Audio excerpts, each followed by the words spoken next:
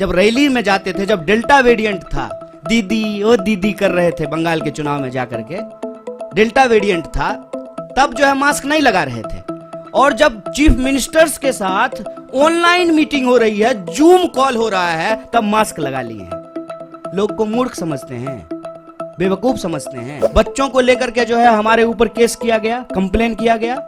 और मोदी जी जब गए गुजरात में कैंपेन करने के लिए, तो बच्चा को बिठा करके अपने साथ चुनाव प्रचार कर रहे थे। तब इलेक्शन कमीशन कहां चला गया? सारा सूटकेस जो है ना चाणक्य साहब का, वो घर में ही रखा रह जाएगा। एक बार जब लोग तय कर लेते हैं ना कि बिकेंगे नहीं।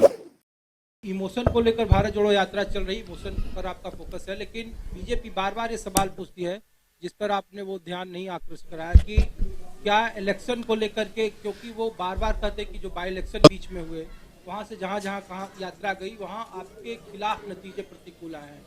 तो क्या इसको लेकर भी आप लोगों को लग रहा है कि नहीं, इमोशन के अलावा इलेक्शन पर ही फोकस करना चाहिए? और दूसरा कि जब कश्मीर में खत्म होगा यात्रा, तो क्या विपक्ष जोड़ो भी एक अभियान होगा? सिंह जी, सबसे पहली बात तो ये, शुक्रिया आपने सवाल पूछा। दिल्ली के नजदीक आकर के भी लोग सवाल पूछ रहे हैं सर, ये अच्छी बात है। मुझे लगा दिल्ली के नजदीक जाते जाते लोग सवाल नहीं पूछेंगे, क्योंकि दिल्ली में आजकल सवाल पूछना गुनाह है। सरकार को पसंद नहीं है सवाल पूछने वाले लोग। आपको बहुत धन्यवाद। दूसरा, आपने कहा कि इलेक्शन, देखिए प्रायोरिटी की बात है, इसको ना बार बार कंफ्यूज किया जाता है। ऐसा नहीं है कि हमारी पार्टी जो है इसके बाद जो है वो ब्रह्मचारियों की पार्टी हो जाएगी और हम चुनाव नहीं लड़ेंगे। दाढ़ी बढ़ गई है तो जो है सब लोग जो है अब चुनाव से जो है संन्यास ले लेंगे। ऐसा बिल्कुल भी नहीं है। हम देश की विपक्षी पार्टी हैं, तो लोकतंत्र में भरोसा रखते हैं। देश का संविधान कांग्रेस पार्टी ने बनाया है, मल्टी पार्टी सिस्टम में बिलीव करती है, इलेक्शन में पार्टिसिपेट करती है, पार्लियामेंट्री पार्टी है, तो ऑब्वियसली चुनाव लड़ेंगे। फोकस कहने का ये मतलब है कि इलेक्शन जो है वो एक मुद्दा है। इसके अलावे जीवन में बहुत सारी ऐसी चीजें हैं जिसको लेकर के देश परेशान है। हम चाहते हैं कि सिर्फ चुनाव राजनीति का विमर्श नहीं हो, बल्कि चुनाव किस सवाल पे हो रहा है ना, वो जनता के सवाल हों, और जनता के वो सवाल जो हैं उसको पर हम फोकस रखना चाहते हैं। जहां तक हार जीत का सवाल है, तो देखिए आंकड़ा तो हम भी दे सकते हैं, ऐसा नहीं है कि तर्क देना नहीं आता है। बुद्ध ने घर छोड़ा, उस एक घटना को जो है दोनों के पक्ष में इस्तेमाल किया जा सकता है। तो उसी एक घटना को सन्यास के पक्ष में भी और गृहस्थ के भी पक्ष में, आंकड़े को अगर ठीक से देखेंगे तो हम भी कह सकते हैं कि हम तो हिमाचल का चुनाव जीत गए, एमसीडी का चुनाव जो है बीजेपी हार गई है, बाकी बहुत सारा बाय इलेक्शन हार गई है। इससे निकलेगा क्या?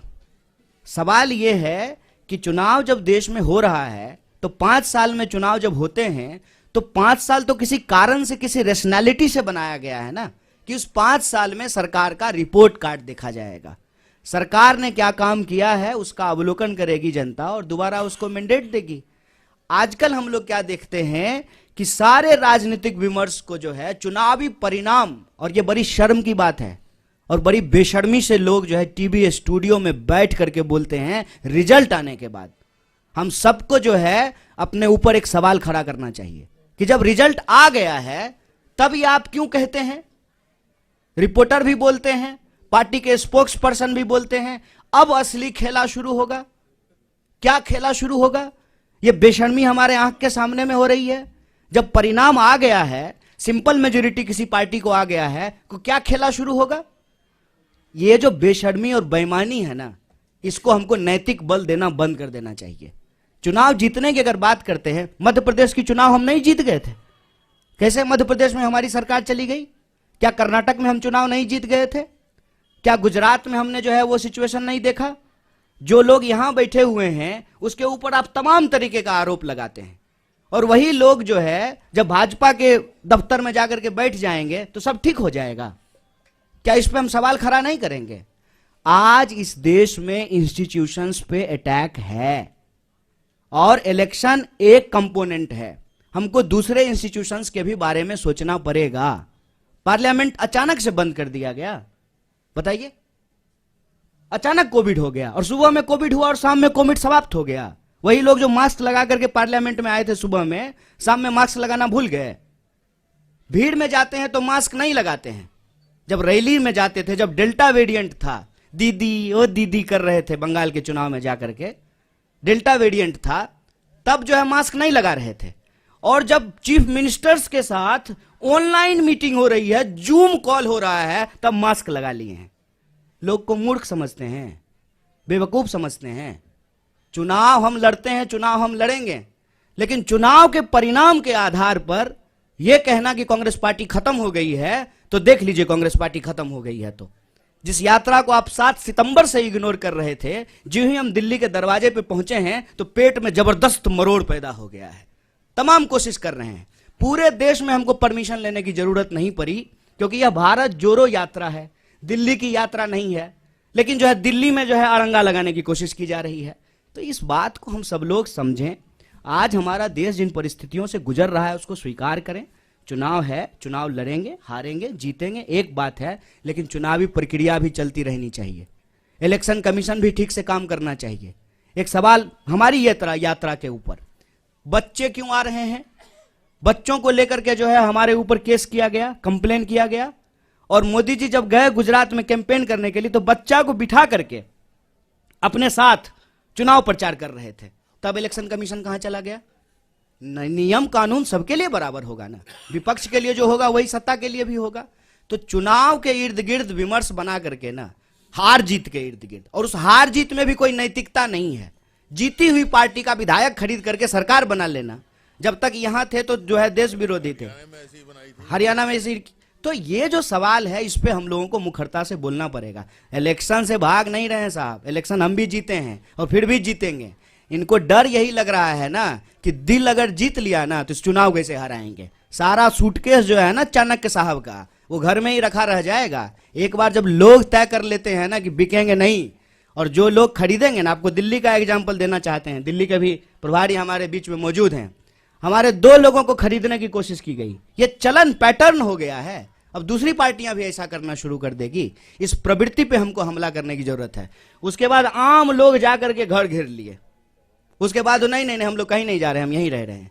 जनता के अंदर वो चेतना जगाना, ये हमारी प्राथमिकता है। चुनाव भी होगा, लड़ेंगे भी और जीतेंगे भी।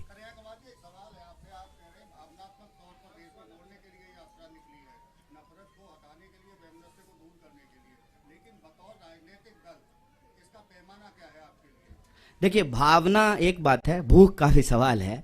हम इसके 2 पक्ष पे बात कर रहे हैं। हम कह रहे हैं कि घर के लोग अगर आपस में लड़ते रहेंगे ना तो घर टूट रहा है, इसकी मरम्मत करनी है, इस पे ध्यान नहीं जाएगा। तो हम कह रहे हैं कि इसका एक पक्ष ये है कि देश में रहने वाले सब लोग भारतीय हैं। हरियाणा के लोग भी भारतीय हैं, बिहार के लोग भी भारतीय हैं, हम सब भारतवासी हैं, और हम सब के मिलाने से ही देश बनता है। और लेकिन ये जो लोगों को आपस में लड़ाया जाता है, भावनाओं को जो भड़काया जाता है, भावना आजकल गजब हो गया है, जब देखिए तब भड़क जाता है, लेकिन भूख के सवाल पे नहीं भड़क रहा है। तो भावना और भूख दोनों जो है इस यात्रा के उद्देश्य हैं। प्राइमरली अर्थशास्त्रियों ने भी यह कहना शुरू कर दिया है कि अगर देश में नफरत का माहौल रहेगा तो रोजी रोटी का सवाल गायब रहेगा। नफरत को कम करेंगे तभी रोजी रोटी के सवाल होंगे। अभी हमारे अध्यक्ष जी ने आपको बताया ना कि 32 बार जो है पेपर भर्ती घोटाला यहां हो चुका है, पेपर लीक हो चुका है, भर्तियां निकल नहीं रही है। इंडस्ट्रियल टाउन जो है वो बैरन लैंड में कन्वर्ट होना शुरू हो गए हैं, एमएसएमईज लगातार बंद हो रहे हैं। अगर ये हरियाणा का हालत है तो आप सोचिए कि बिहार में क्या हो रहा होगा। तो देश के लोगों के जो बुनियादी सवाल हैं उन सवालों पर राजनीतिक विमर्श हो, और ये तभी संभव हो पाएगा जब हम देश के लोग आपस में एक टीम की तरह काम करेंगे। छुट्टी को लेकर के एक मैसेज घूम रहा है कि भारत जोड़ने वाले मिस्त्री, यही शब्द है, मुझे कोई शर्म नहीं है बोलने में। जो उनको शर्म नहीं है जो लिख रहे हैं मैसेज, तो मुझे पढ़ने में क्या शर्म होगी। भारत जोड़ने वाले मिस्त्री जो है वो 24 तारीख से लेकर के 2 तारीख तक छुट्टी पे रहेंगे, क्योंकि उनको छुट्टी मनाने के लिए विदेश जाना है। यही व्हाट्सएप पे मैसेज आया होगा, हमको भी आता है। उस मैसेज का पीछे इतिहास क्या है हमको जानना पड़ेगा। जब यात्रा अनाउंसमेंट हुआ ना सर, हमारे जान पहचान के लोग जो भाजपा के नहीं है उन लोगों का भी यही प्रश्न था, राहुल जी पैदल चलेंगे? हम बोले नहीं, प्रधानमंत्री जो 8,500 करोड़ का फ्लाइट खरीदे हैं ना वो दे देंगे गिफ्ट में, रिटर्न गिफ्ट में देंगे, उससे चलेंगे। 12 करोड़ का जो कार खरीदे हैं ना उस पर चला जाएगा। इस तरीके से नेताओं को लेकर के खास करके विपक्ष के नेताओं को बदनाम किया गया है कि जो सामान्य बात है उस सामान्य बात को भी हम भरोसा नहीं कर पाते हैं। और राहुल जी ने बहुत अच्छा जवाब दिया था कि हम कोई इकलौते नहीं हैं, इस देश में लाखों करोड़ों तपस्वी हैं जिनको हम किसान कहते हैं। और कोरोना की बात हो रही है ना, मैं कोरोना याद दिलाता हूं, यही फरीदाबाद शहर है, साइकिल चला करके बिहार के मजदूर गए, पैदल अपने बच्चों को पीठ पे बांध करके जो है मजदूर बिहार गए, तब तो जो है कोरोना नहीं याद आ रहा था। आज जब हम पैदल चले हैं कन्याकुमारी से, 100 दिन से ज्यादा चलते हुए हो गया है 3000 किलोमीटर, तब समझ में आ रहा है कि पैदल चलने का दर्द क्या होता है। ये बार बार विपक्ष के नेताओं को लेकर के ऐसा मैसेज करते हैं, जबकि अगर हम सिद्धांत की बात करें तो कांग्रेस पार्टी इस देश में 8 घंटा मजदूरों को काम करने का अधिकार होना चाहिए, इसको लेकर के कानून बनाया। सप्ताह में 2 दिन छुट्टी होनी चाहिए, सैटरडे और संडे, इसको लागू कराया। तो यात्रा में जो लोग चल रहे हैं वो छुट्टी ले रहे हैं, तो ये अमानवीय है क्या? ये अमानवीय उसको लगेगा ना जिसने कभी अपनी पारिवारिक जिम्मेवारी नहीं उठाई। कोई होता ना जिसके साथ छुट्टी बिता सकते थे तो ये सवाल नहीं बोलते। जो लोग अपने आत्ममुग्धता का शिकार होता है ना, जिसने जिंदगी में इंसान बनाया ही नहीं, क्या करेगा छुट्टी लेकर के? फुटबॉल मैच देखते हुए एक दृश्य देखे थे आप सब लोग, ग्रुप में फुटबॉल मैच देख रहे थे, एक साहब अकेले टीवी पे फुटबॉल मैच, बताइए फुटबॉल का मैच कोई अकेले देखता है? हैं? देखे थे कि नहीं देखे थे? इस बात को समझिए। और जो तमाम लोग परिवार बना रहे हैं ना, शादी कर रहे हैं, बच्चे पैदा कर रहे हैं, ये आपको अनैतिक बोल रहे हैं। और खुद जो जिम्मेवारी नहीं निभा पाए, डर से भाग गए, क्योंकि आई लव यू कहने के बाद आई लव यू टू भी होता है और उसको निभाना भी होता है। जो ये नहीं कर पाए ना, वो अपने आप को नैतिक बोल करके आपके कंधे पे बैठे हुए हैं। आंख खोलिए साहब, परिवार चलाना एक जिम्मेवारी है, छुट्टी मिलना एक मानवीय अधिकार है, अपने रिश्तों को निभाना सामाजिक दायित्व है। हम देश का दायित्व निभा करके परिवार का दायित्व निभाएंगे, इसमें क्या बुराई है? किस लिए आप कमाते हैं? कि आपके शादी हो, बच्चे हो, परिवार हो, इसलिए कमाते हैं ना? क्या दिक्कत है इसमें? और मैं बताऊं इसका टेक्निकल कारण है, ये बात हम लोग बोलना नहीं चाहते थे। हमारा कंटेनर रिफर्बिश होना है, हमको पहाड़ में जाना है, उसको जो है दोबारा से तैयार किया जाएगा, लेकिन इनको मौका मिलना चाहिए यात्रा को किसी भी तरीके से बदनाम करने का। पहले दिन से ये बोल रहे थे कि ये चलेंगे नहीं, विदेश चले जाएंगे। अरे विदेश जाने का आरोप जो है वो हमारे नेता के ऊपर लगता है। अब बास्को डिगामा की चक्कर की तरह जो है दुनिया का चक्कर प्रधानमंत्री लगा रहे हैं। हमको लगता है कि जब प्रधानमंत्री स्वयं इतना विदेश घूम रहे हैं तो विदेश मंत्रालय की जरूरत क्या है? विदेश मंत्रालय तो होना ही नहीं चाहिए। इस तरह से यात्रा को बदनाम करने की कोशिश की जाएगी। मैंने आपको कह दिया 4 बिंदु हैं चौतरफा हमला में।